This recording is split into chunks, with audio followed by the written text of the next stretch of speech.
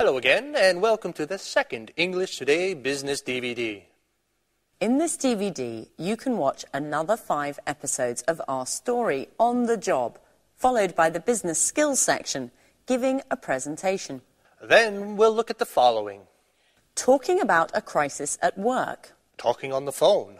Describing real or unlikely events. Agreeing and disagreeing. And finally, asking for clarification. Thank you, and enjoy yourselves.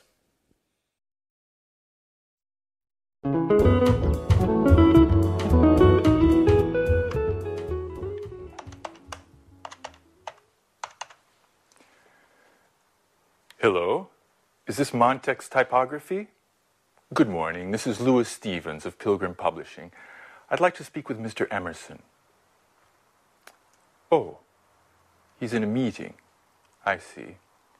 Could you put me through to one of his children, to John or Lucy, please? Oh, they are also in a meeting. Fine, then may I speak with Mr. Richardson? You don't mean to say that he's also in a meeting? Yes, I see. Is there anyone that I could speak with to find out if our order has already gone to press? I'd also like some information about deliveries. Yes, I see. They're all in meetings. Could you take a message for Mr. Emerson? Ask him to call me as soon as possible, ASAP. I'll be in my office until 4. Thank you. Goodbye. Well, they certainly do like meetings at Montex, don't they?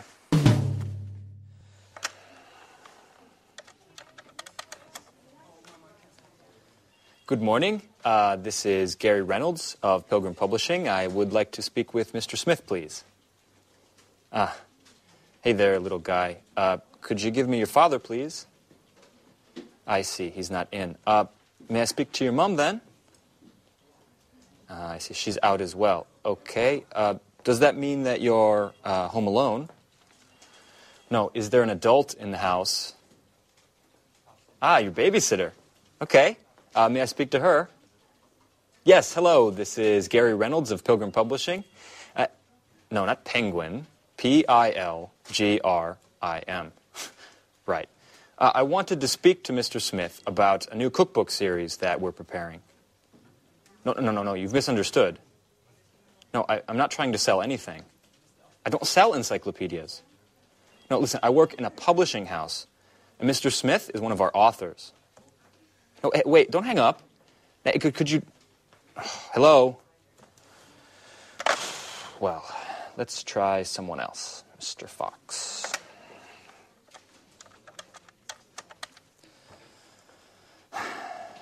Good morning. This is Gary Reynolds of Pilgrim Publishing. Answering machine. Great. Yes, good morning. This is a message for Mr. Fox. I'm Gary Reynolds of Pilgrim Publishing, and I was interested in finding out if you would like to participate in a new cookbook series that we are publishing soon. You can contact me at your earliest convenience, and you can reach me at the number 786-8776. Okay, thank you. Goodbye. Well, seems like today is just not my lucky day. Oh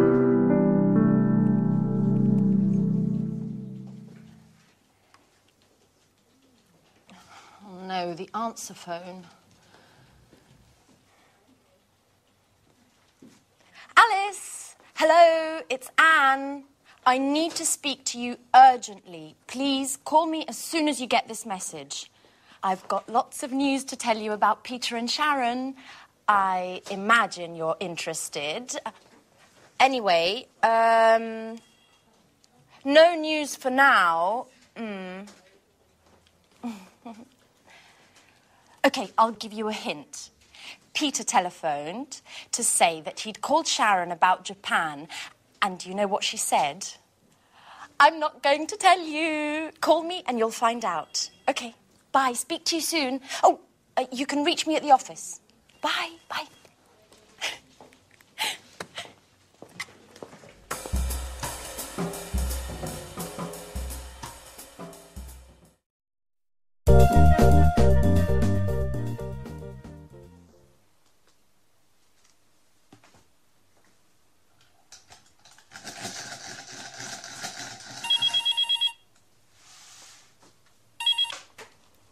Pilgrim Publishing, good morning. Who is this? Yes, this is Mr. Stevens' office.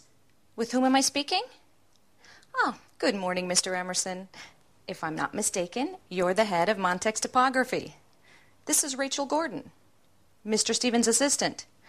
It's a pleasure to meet you. On the phone. No, I'm sorry. Mr. Stevens isn't in at the moment. He just left. Yes, I know it's 4 o'clock. No, unfortunately, he was called away unexpectedly. Would you care to speak with me? No, don't worry. There are no secrets between Mr. Stevens and myself. Yes, he telephoned to find out if you had already begun work on our order. And I think he also wanted to know about the means of delivery. Uh-huh. Fine. Ah, Mr. Stevens will be pleased. Yes, taken note of everything. In any case, I'll have him call you tomorrow morning. When will you be in? At 10. Okay. Fine. Goodbye, Mr. Emerson. I look forward to meeting you in person.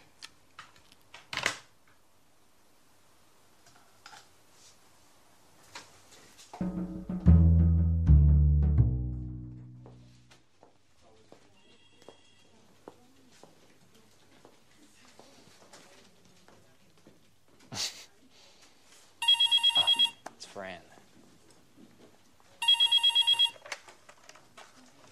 Hello? No, I'm sorry. She's not here right now. Who's this? Alice. This is Gary. Right, the Joker. Which, by the way, was Anne's idea. No, I didn't want to go along, but she insisted. No, I don't know where she's gone. Perhaps to make some photocopies. Would you like to leave a message? Uh-huh. Okay, I'll tell her to ring you as soon as she returns. Are you at home? No, your cell phone. Okay. All right, bye. Oh, hey, Alice. You seem like a really nice girl, even if we don't know each other. May I ask you something? No, it's just that, well, would you like to have dinner with me tonight? But please, don't say anything to Anne. She might get angry. No, I know you two are such good friends. You live together. Okay, don't get worked up. Listen, I was just joking. All right, bye, Alice. No, bye. What a hothead. You really can't say anything to her. Such a pity. I would have liked to take her out. She is very nice.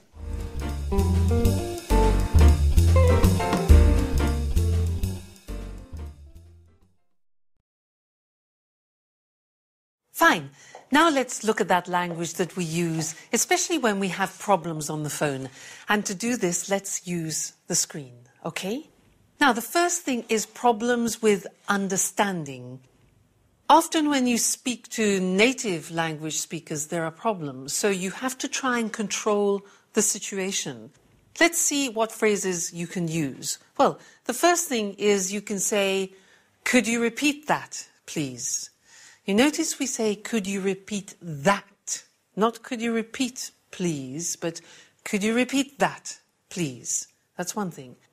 Another thing, if they're speaking too softly, you could say, could you speak up, please? Could you speak up, please? Another thing, they're talking too fast. So you say, could you speak more slowly, please? Could you speak more slowly, please? And then if you didn't quite hear it, you can say, sorry, I didn't catch that. I didn't catch that. All right? So that's problems with understanding. Now, problems with spelling. Sometimes people say their name and you can't really understand the name. So you can ask them this. Excuse me, could you spell your name, please? They say, yeah, John. Now, it's useful if you repeat what they say just to check understanding. So you can say, so that's John, okay? Or you can say, I'll repeat that. John. All right, so problems with spelling. The next thing is problems with these. Now, since the introduction of these, we have new language which we use on the telephone. Things can happen. For example, you could be on the phone and it's You say, the reception's bad, okay? The reception's bad. Now, if you're listening, maybe the other person sounds like this. You say, you're breaking up. You're breaking up. I'll call you back. You're breaking up. The voice is okay? You can also say, the line's bad. The line's bad. I'll call you back. Okay? Now, another thing is the battery. Sometimes you can see the battery. So you can say, my battery's running low. My battery's running low. Running low. Another thing is money. You need money to make this work. Sometimes you can see that you don't have much credit. You can warn the person and you say, look, my battery's running low and I'm running out of credit. I'm running out of credit. I'll call you back later. Okay? And then sometimes, for an example, if you're on a train and you're traveling in a mountainous area, sometimes you go through tunnels and the chances are, this will happen. So you can say, look, if we're cut off, I'll call you back. If we're cut off, I'll call you back. All right? So typical problems with mobile telephones. Now, sometimes you have problems when you're trying to connect people. You call, you want to speak to somebody, there are problems reaching that person. So you can hear, I'm sorry, there's no reply. Or, I'm sorry, the line's engaged at the moment. Or, Mr. John's on the other line. Or, she's out of the office. Or, he isn't in at the moment.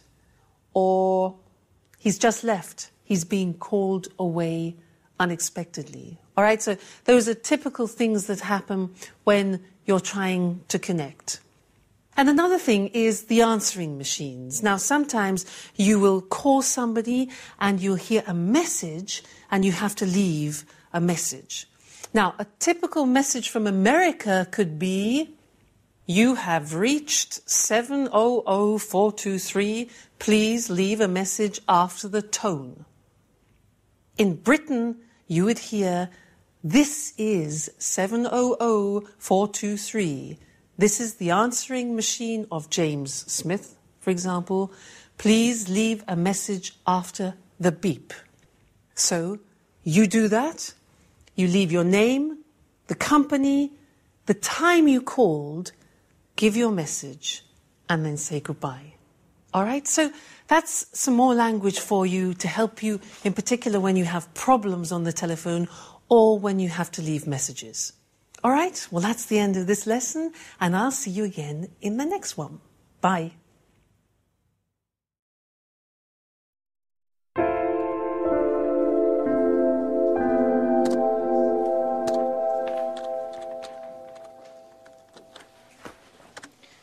So, Anne, how did your meeting with Mr. Stevens and the Montex representative go? Quite well. Actually, it was very interesting. Did they come to any agreement? Well, for the moment, Montrax is going to print 3,000 copies of our next series of cookbooks. Mr. Stevens wants to give them a trial run and see how they work. If they meet their deadlines and price competitively, he'll sign on for larger deals in the future. Well, we're hoping to optimize our work and drive down costs a little. And the publishing market is in a deep crisis. Readership is dropping rapidly, which is driving down sales. At the same time, production costs are increasing, because of foreign rights acquisition as well as distribution costs. As a matter of fact, I haven't bought many books recently. Tell me, Rachel, does this crisis also affect us here at Pilgrim? Certainly. The negative trends of the market are felt throughout the sector, beginning with those who work in it. In any case, I'm optimistic, and I'm sure this is just a passing crisis, and that the publishing sector will soon recover. That's probably what Gary wanted to talk to me about this morning. I saw him, and he said that he had something very important to tell me. Uh-huh. What? Why are you making that face? No, it's nothing, Anne. It's just that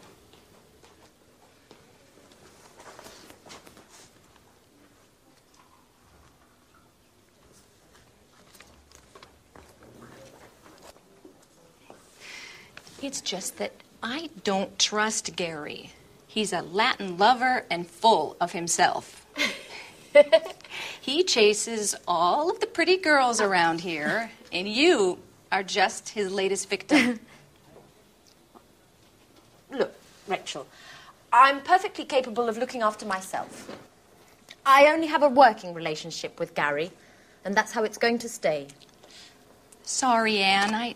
I certainly didn't mean to offend you.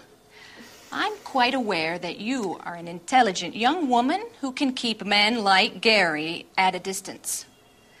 In any case, I just wanted to warn you. I'm sure you'll agree with me once you get to know him.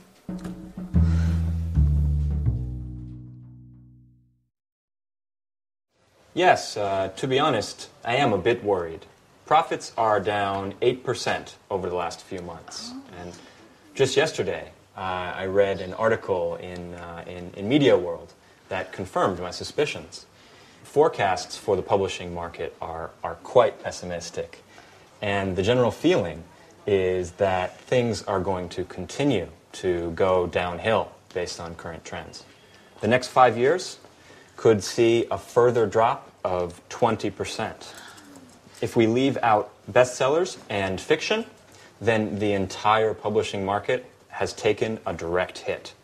Or, better, is in a downward spiral. But what about sales?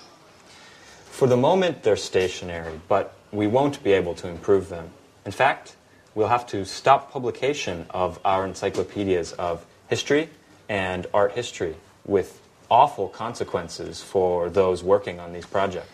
Are you saying that we'll have to lay people off? No, not for the moment. But if things continue like they are, we will have to let some of our people go. Oh my God. There must be something we can do to keep from cutting staff. I'm meeting with Mr. Stevens this afternoon to discuss the situation.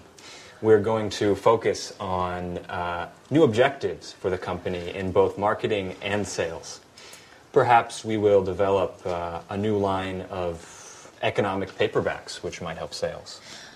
But the other publishers are already doing that successfully. I think we'll need to develop new products to encourage new market opportunities.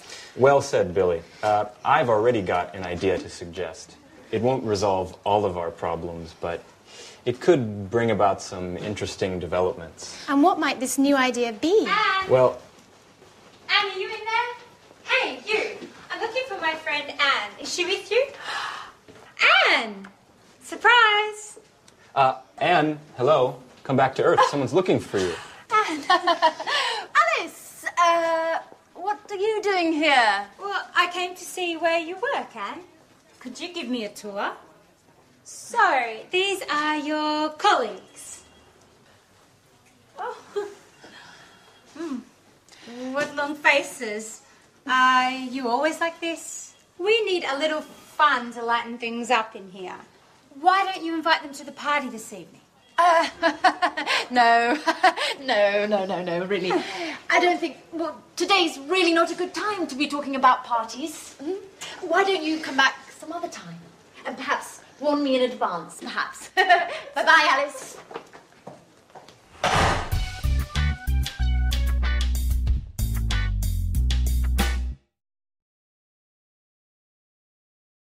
So there you heard them talking about the crisis that the company is going through, and unfortunately that happens often when there's an economic crisis in the country.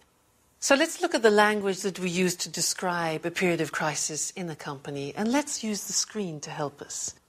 So what usually happens is that there's a bad forecast. The future doesn't look good, and there are negative trends, negative tendencies.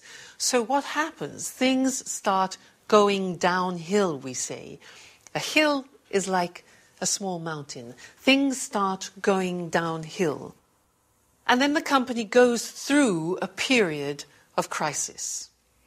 Then, if it's really bad, we talk about the company being in deep crisis. That's the worst situation to be in. But if it's not so bad, it's just temporary, we can talk about a passing crisis, And then when things get better again, we usually say to recover from a crisis. Now, a crisis can actually have quite an effect on employment. And now I want to look at the language that we use in English to describe employment. It's very interesting because we have many different words to describe that, and maybe in your languages too. So, let's look at the screen. Think of an employee. When an employee goes into a company for the first time, we say in English that he or she joins the company. Now, when they decide to go, they leave the company or they resign. We say they resign. That's because they don't want to work anymore there. The pronunciation resign. Now, if they reach a certain age, they retire. Retire. If they decide to retire before the age of 65 or 60, we say to take early retirement. Early retirement. So those are the words which are usually related to the employees. But what about the companies? Well, companies, when they take people, companies recruit. That's difficult to pronounce.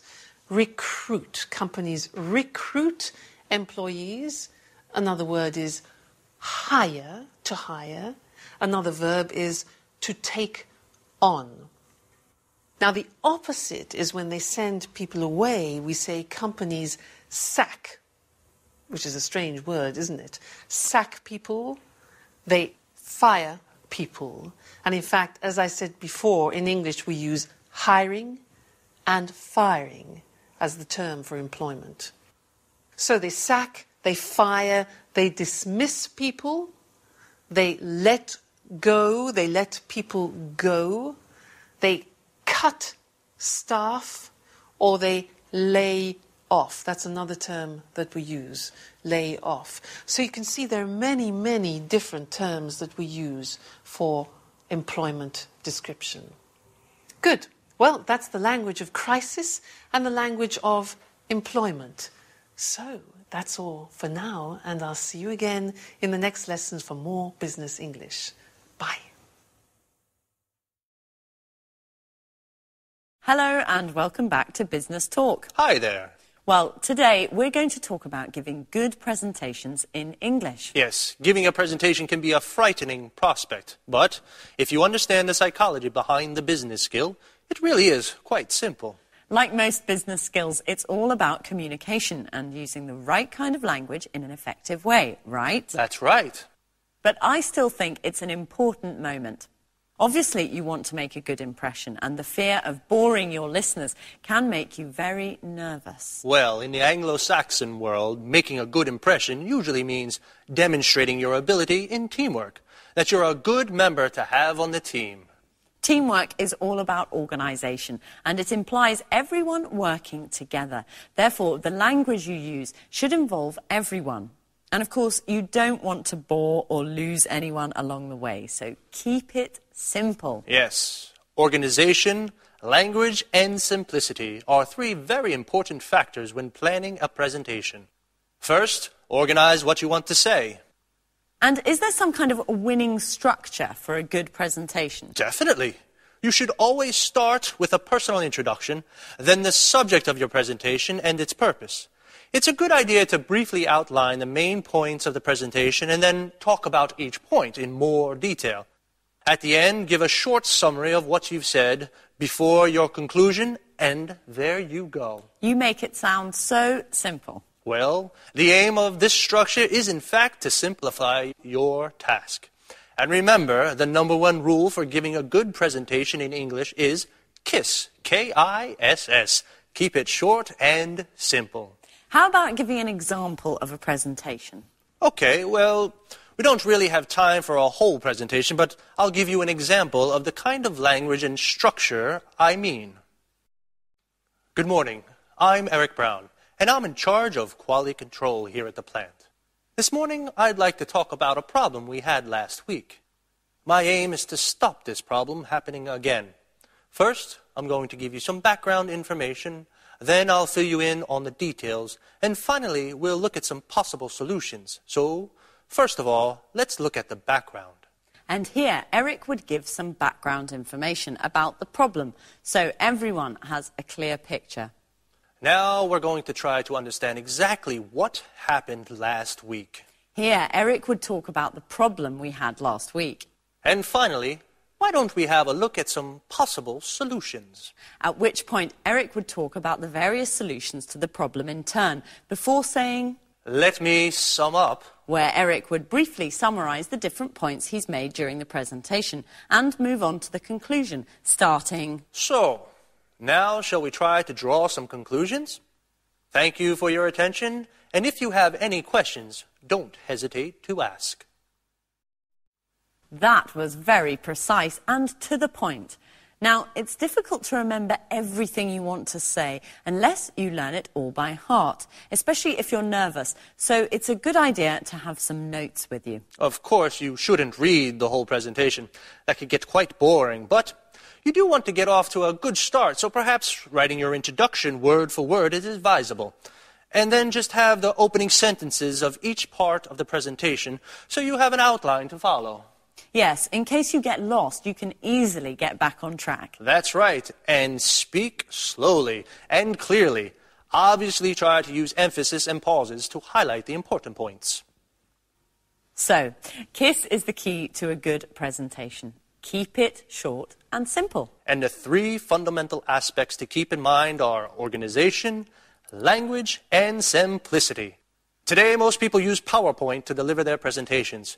We can't talk about how to use PowerPoint now. Remember to get the language right, and your PowerPoint presentation will be fine. Good advice.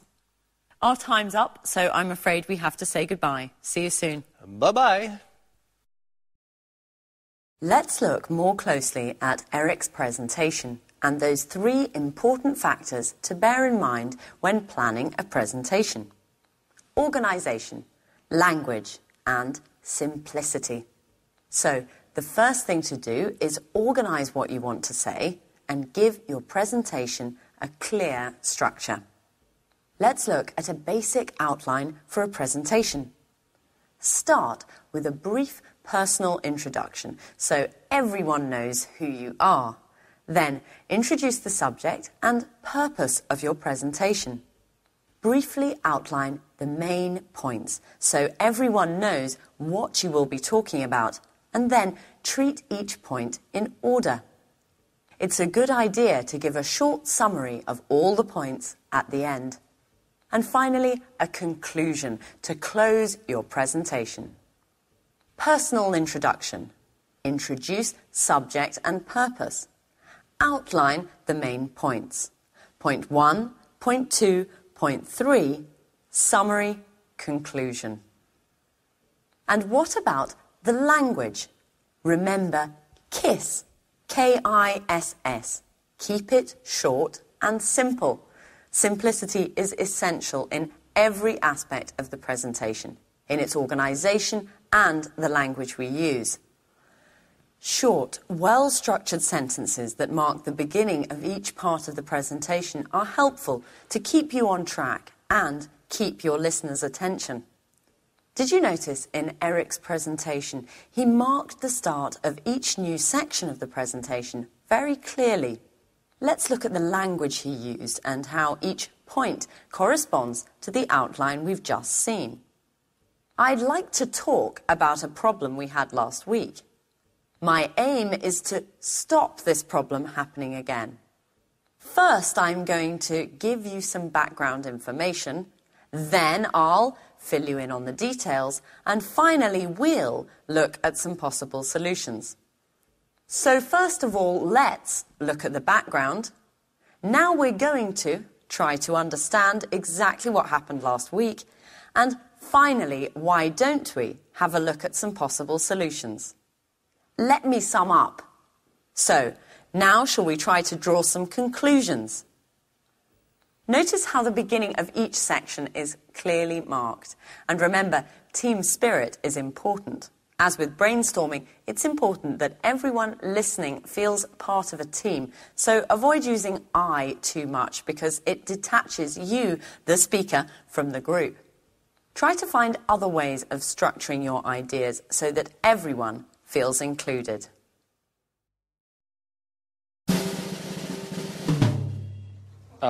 Right. Anne, are you ready for your next telephone call? Oh, yes. Okay, you need to get in touch with Mr. Bradford. He's a great author who has worked with us for years. He's quite friendly, and he's quite a wizard at the stove. He opened a restaurant a few years ago, but he sold it to move on to writing cookbooks. He knows 1,000 tricks in the kitchen, and he can make anything taste great, even tomato soup. Oh, come on, stop it, Gary. I've only had half a sandwich today, and hearing about tasty treats is driving me crazy. I know. Speaking of eating, when are we going to have dinner together? You don't know when to quit, do you? Enough joking around. Well, let me give the kitchen superman a call. Okay, but don't forget to pay him compliments. This guy just eats them up.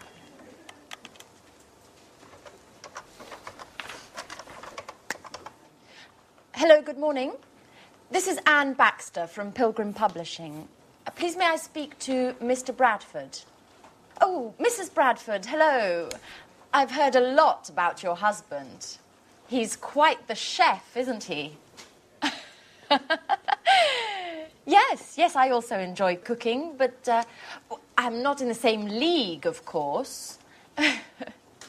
Well, I'm calling to propose a new cookbook series to Mr. Bradford. We're going to be taking it to press soon. Okay, yes, thank you. Yes, I'll hold.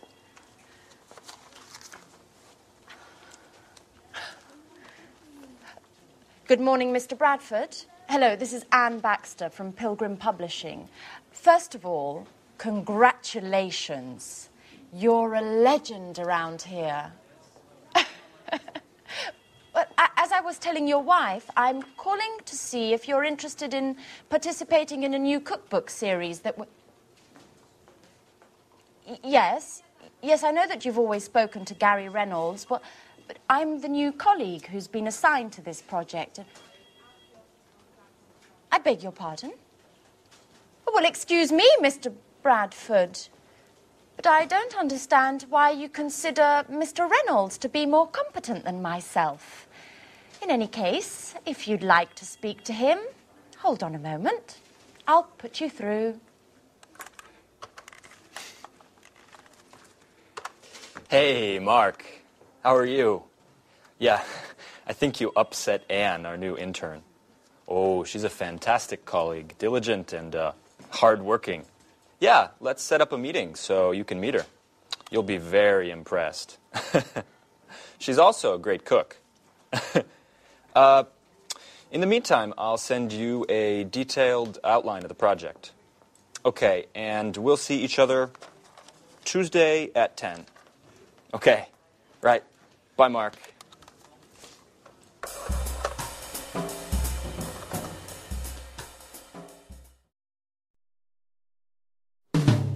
Well, what a pleasant person he is. Oh, come on, Anne. Don't let him get to you. Mr. Bradford is just a little shy with those he doesn't know. But you'll see. He's quite a lot of fun once you've met him. Why don't we take a short break? How about a little fun on the telephone. I need to relax and have a good laugh. Okay.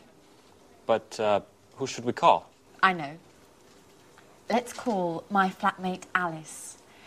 She's always looking for new boyfriends, and you could pretend to be a friend of Jack's, the other flatmate, saying that you saw a picture of her and that you'd love to meet her. Okay, but she isn't going to get angry with me, is she? Oh, no, we'll tell her it was just a joke.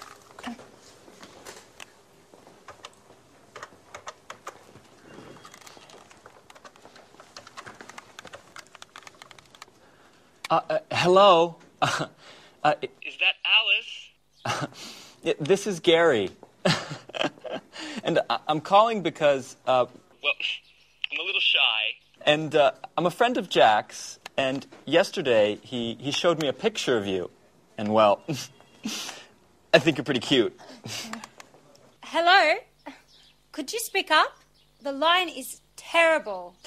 Yes, I'm also having problems. This line must be congested. My name is Gary, and I'd like to get to know you a little better. What? Who are you? I'm a friend of Jack's, and yesterday I saw a picture of you. How could that be? What picture? Don't raise your voice with me. Me, Alice. In the picture, there were 3 people. One was Jack, one was an ugly girl, and then a very beautiful lady. And Jack told me it was you.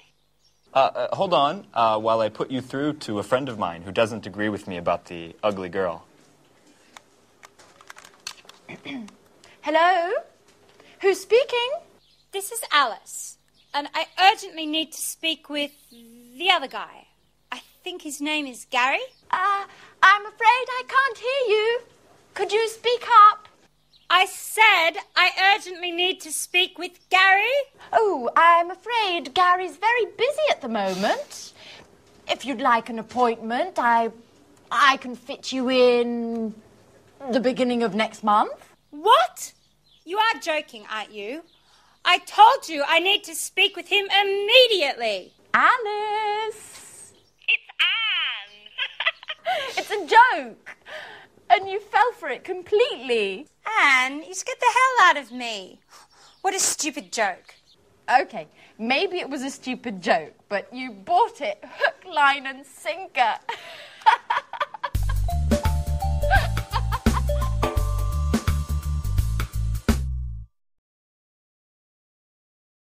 So now let's study some of the language that you need on the telephone at work. But first, some basic vocabulary related to phones. Now, what's this?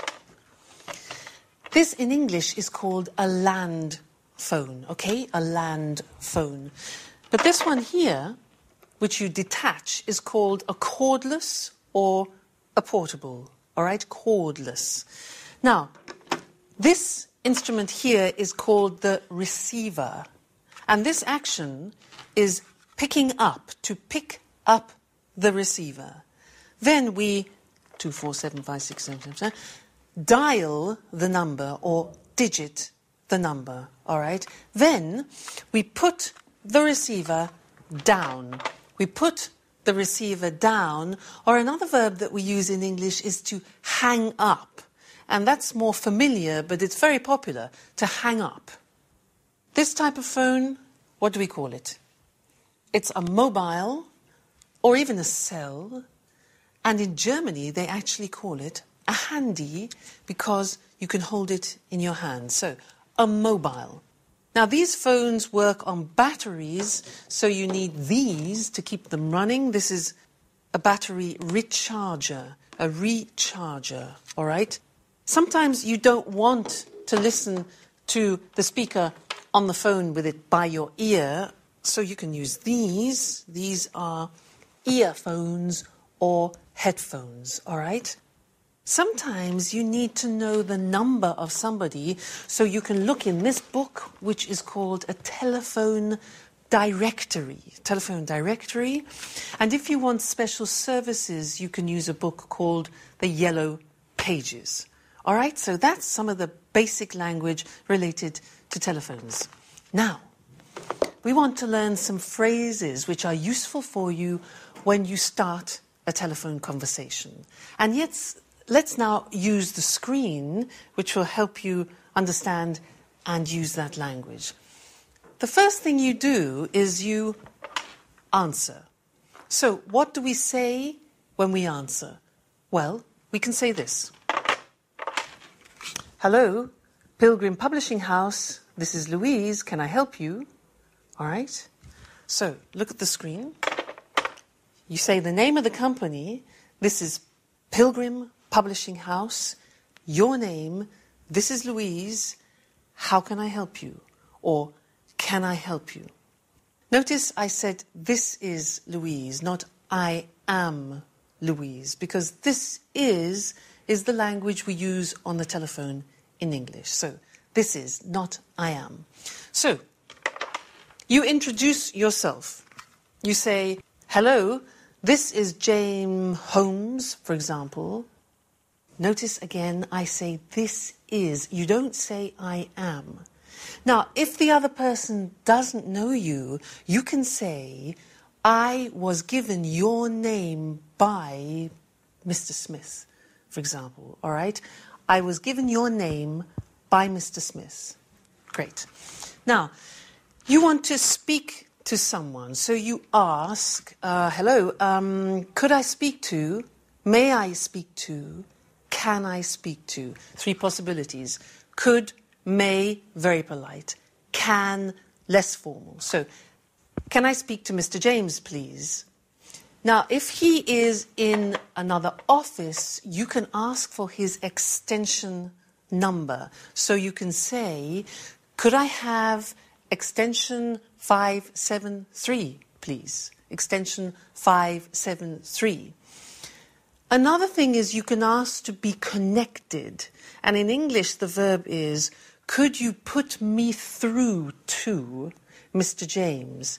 Could you put me through to, that means connect, Mr. James, all right? You can also say, I'd like to speak to Mr. James. There. The next thing is asking for people to wait, because you have to connect. You can say, just a minute, just a moment, please, 1 moment, please, hold the line, please, hold on, please. Hang on is more informal. So, you see, there are many ways of waiting for time passing. Then, the next important thing is when you make a telephone call, sometimes you need to check that it's convenient, especially on mobile phones, because people answer when they're walking in the street, etc. So, it's good to say, is this a bad time? Or, am I disturbing you? You see on the screen, is this a bad time? Am I disturbing you? Can you talk? Because that way you know that it's convenient for you to speak to that person. That's important. And one more thing is maybe you want to leave a message. So you could say, can you take a message, please? Or, can I leave a message? And then you could say, could you tell him that I called? Could you tell him I called? And a little bit more complicated, could you get him to call me back on 75396? Can you get him to call me back on, and then the number? All right? That's a lot. Lots of interesting phrases, but they are all very important. So you need to learn them by heart so they're here when you pick up the phone. All right? That's the end of this lesson, but we will be doing more on telephoning later. So, bye for now.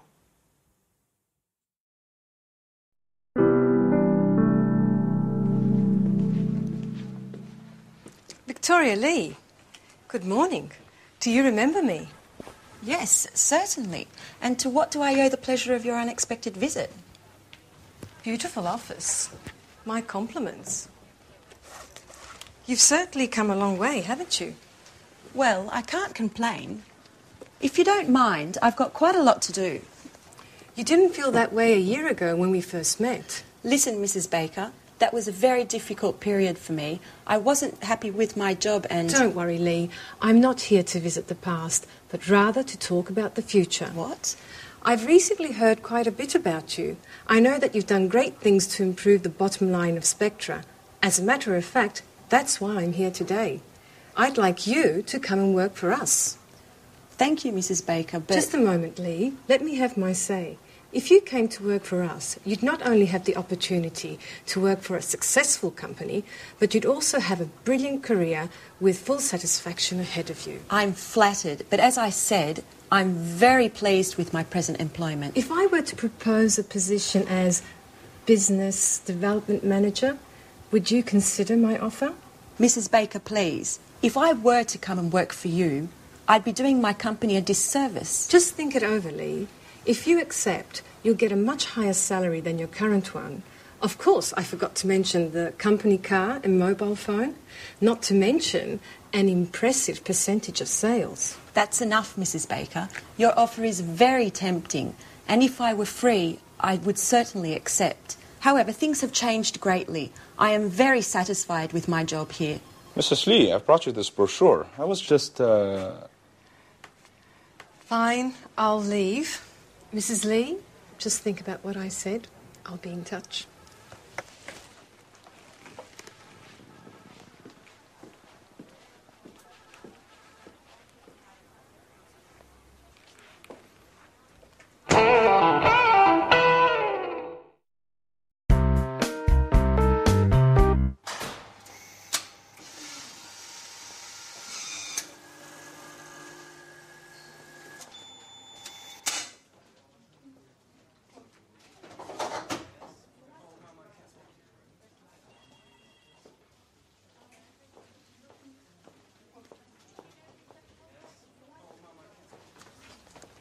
Hi, Anne. Have you got a moment? I just have to show you a few things. Alice, how many times have I told you to call before you come and visit me at the office? If my boss finds out, I'll be in trouble. Oh, yes, I know. You're right. I'm sorry. Anyway, you are on your coffee break, and I just need some advice. I'm going out with Philip tonight. You know, the handsome guy I met at the library last week. Oh. I told you about him, didn't I? I don't know, Alice. I've lost count. Every week there's a different guy. And what's so important about him that you couldn't wait to see me? What if I wear this tonight? It's nice. Red suits you. Really? But if I wear this, I'll have to find the right black shawl. By the way, can you lend me the one you bought last Saturday? Alice, it's brand new. I haven't even worn it yet. Come on, Anne. I told you that this date is really important to me. Okay. What if I wore this one? That's pretty too. Yes, but if I wear this one, it would go better with your blue hat. Could you lend it to me? Oh. Please, Anne. Oh, Alice, no, not that one. It was a present from my sister. Oh. I'm very attached to it. Oh, please, Anne. Come on, help me, please. Okay, it's impossible to pick you out of anything anyway. But if I'd known you were going to borrow my entire wardrobe, I would have immediately told you I was very busy. Thanks, Anne. You're the best. Yeah. Okay, I'm going now. By the way, what would you say if I told you I had broken your camera? You've done what? Oh, come on, Anne. I'm joking. Oh, I think work is making you just a little bit too nervous. Bye.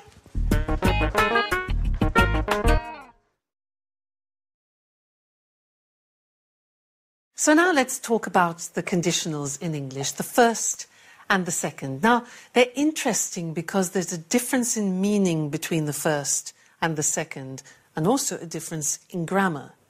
The first one we use in situations which are really possible, but the second conditional we use in situations which are more improbable.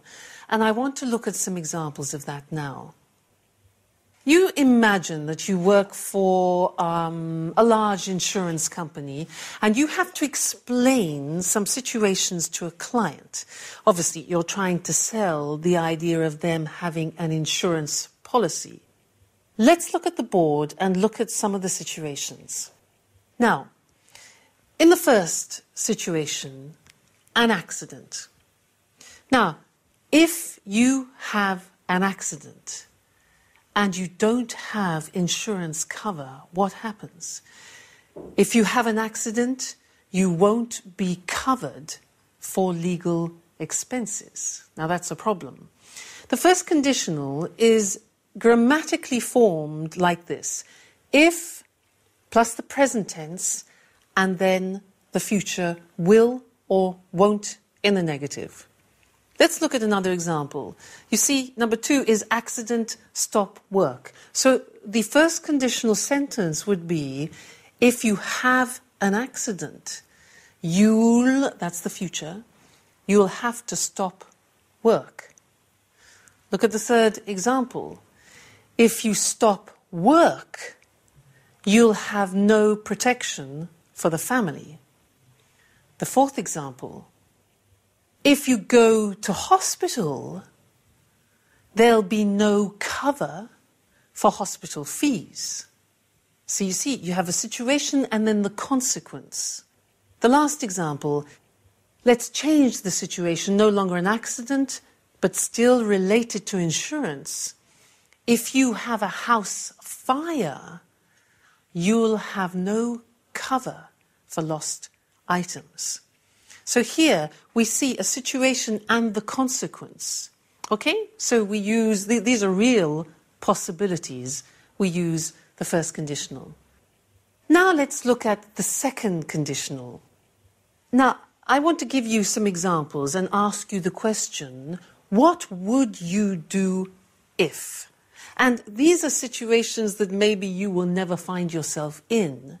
They're a bit improbable, but you like to hypothesize about them. So we use the second conditional. I ask you, what would you do if your company offered you a job in China for 5 years? And you think, my God, China for 5 years, interesting. Well, I'd accept it. I would accept it.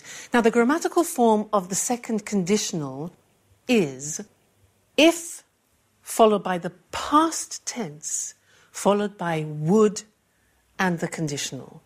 All right, let me ask you another question.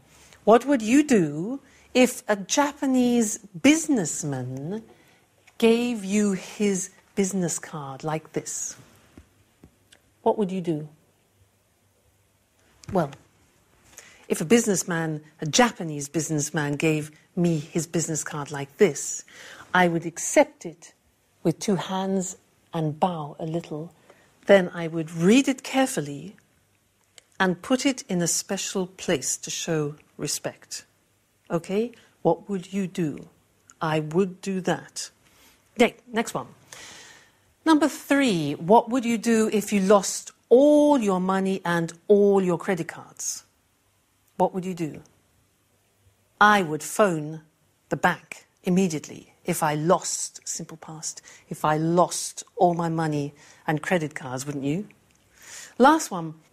What would you do if you had a first meeting with an Arab businessman? With an Arab businessman, what would you do? Well, I wouldn't talk business until he decided to talk business himself. I would let him decide to open business conversations. All right? So there are some examples of the first and the second conditional forms in English, used a little bit in the business context. All right? So that's all for now, and I'll see you again in the next lesson. Bye.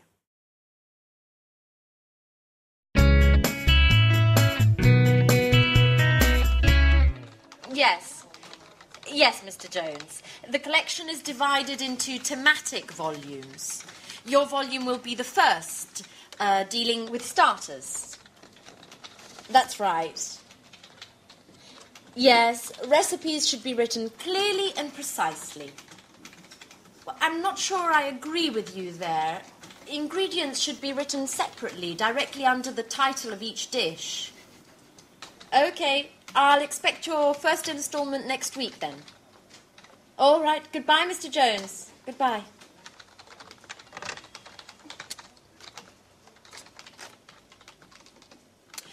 Excuse me, Gary.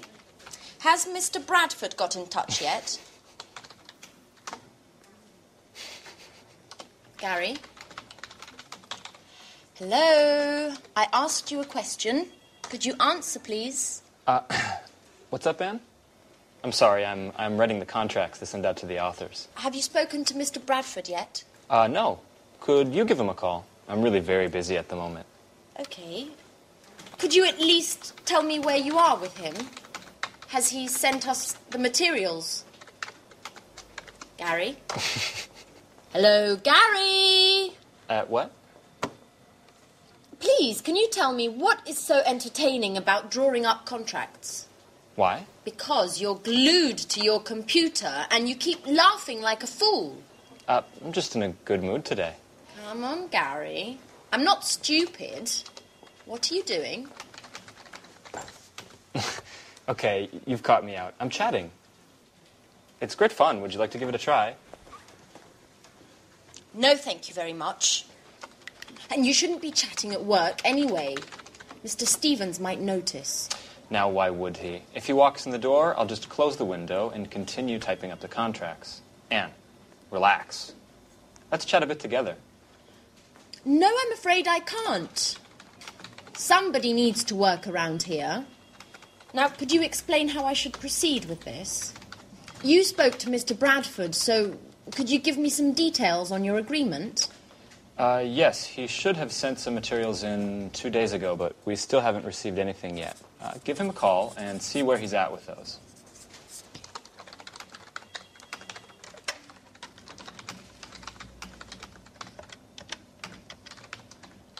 Hello, Mr. Bradford. This is Anne Baxter from Pilgrim Publishing. Hello. We are still waiting for the materials you should have sent us 2 days ago. I just wanted to know if you were having problem. Well, what does the index have to do with it? I'm afraid I don't understand. No, it's just I wasn't aware that... No, I don't think... Could you just hold on a second? Hey, Mark, this is Gary. No, don't worry. Everything's just fine. Anne just didn't know. Have you finished the index, then? Okay, great. We'll expect your email, then. Okay. Bye, Mark. I hate you, Gary. If you spent a little time filling me in instead of chatting on your computer, I might just know what's going on around here. What? Ooh!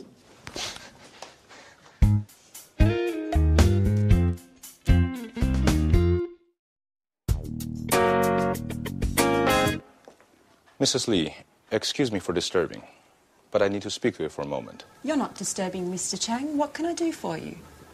Perhaps it's none of my business, but considering the importance of the deal for you and your company, I want to be absolutely sure that everything goes smoothly and that no ugly surprises are around the corner.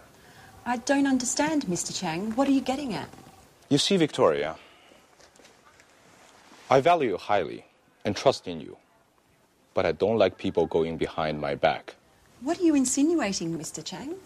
Victoria, I know very well the woman who visited you in your office yesterday, Mrs. Baker, Human Resources Director for Play, the world's largest sporting goods chain. And? Mrs. Baker is well known as a headhunter. You know, those personnel managers who rob other companies of their own talents to employ for their own companies. So tell me, Victoria, what did Mrs. Baker want from you? You're right. Mrs. Baker made me a very interesting offer, but I certainly have no intention of accepting.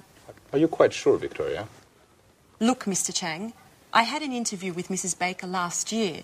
At the time, I was working for Spectre, but I was very unhappy. I had been hired to work in the business office and had expected more important assignments. But unfortunately, my work was very monotonous and boring, nothing that met my expectations. So I sent a CV to Play, they contacted me for an interview, but there weren't any positions open at the time. Therefore, I stayed at Spectre. And there's another thing, Mr. Chang. I have a dream. I've always wanted to work in a publishing house, ever since I was a teenager. And that's also why I wanted to leave this job. Numbers just don't go with my creativity. And what about now, Victoria? Do you still doubt about your job? And what about your expectations? Well, now things are different. I've taken on a role with more responsibilities, and I'm working on important projects like this one. It's been a double victory for me. Not many women have such prestigious positions, and I'm quite proud of that. I finally have the chance to demonstrate all my abilities, and I have no intention to renounce that. You have to believe me, Mr. Chang. I have no intention whatsoever of betraying my company. I believe you, Victoria. I certainly appreciate your sincerity. You're quite a capable young woman. And I'm certainly very pleased to have solved this little misunderstanding.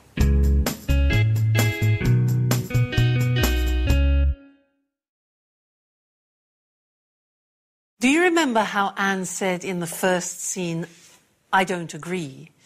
Now, in English, we say I don't agree. We don't say I'm not agree, as in many other languages. I don't agree. That's one way of disagreeing. And do you remember how Victoria said in the second scene? She said, I don't understand what you're getting at. Now, that's one way of asking for clarification. So I'd like to look at this language with you now. Now, if I say something like this, I say, let's look at the screen. I say, I think we should increase our investment in management training. Now, this is something I could say in a meeting. I think we should increase our investment in management training. Now, sometimes after saying something like that, you want to explain it a little bit more. And there are phrases we can use in order to do further explanation. For example, I could say, what I'm trying to say is, I don't think we spend enough money on training. So what I'm trying to say is... Now, another possibility is, what I mean is... And one more is, the point I'm making is... So it becomes, I think we should invest more money in management training. The point I'm making is our company just doesn't do enough training. All right, so that's explaining a point. Now, what about clarifying? I say that to somebody, and then I want to check that they've understood. So I could say, is that clear? Is that clear? Or do you understand what I mean?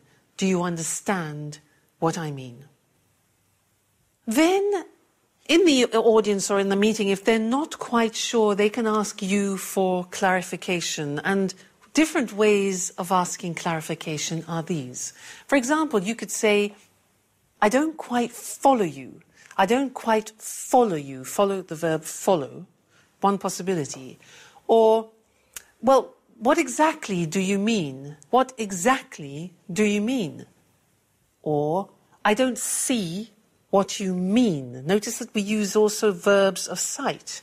I don't see what you mean. Or could I have some more details? Could I have some more details? Or what are you getting at? Now that's slightly more complicated. Get at means what are you suggesting? What are you insinuating? All right, so these are ways of asking for clarification. Now, very often in a meeting, you want to be able to agree or to disagree. Now, ways of agreeing, I say, for example, I think we should invest more in management training. And you say, I completely agree with you. I completely agree with you. Notice we don't say, I am agree with you, but I agree with you. You can say, yep, I see what you mean. You can say, I see your point. I see your point. And you can say also, yes, I agree up to a point, which means not completely, but mostly yes. Now, maybe you want to do the opposite. So I say, I think we should invest more in management training. And you disagree. You can say, yeah, I see your point, but I think we should invest more in marketing. Or you can say, I'm afraid I can't agree with you. I can't agree with you. Or you could say, are you sure about that? Which is more indirect. All right? Then the other thing is giving an opinion. Giving an opinion, well, different ways of doing that are, number one, in my view, you notice in my view, we're using verbs of sight. That's interesting, yeah? In my view, I think we should invest more money. Or you could ask a question. Don't you think we should invest more money in training? Or you could say, I think it would be a good idea to invest more. So that's you giving your opinion, your idea. Then obviously it's important to create an atmosphere of sharing ideas, so you want to ask other people about their opinions. So you could say, for example, what do you reckon? Reckon is another verb we use in English for think. What do you reckon? Or what do you think about that? What do you think about that? What's your opinion? All right, so these are very important things. It's explaining, clarifying, agreeing, disagreeing, giving opinions, asking opinions. Very important. You use the language every day. All right, so that's the language for this lesson, and I look forward to seeing you in the next. Bye.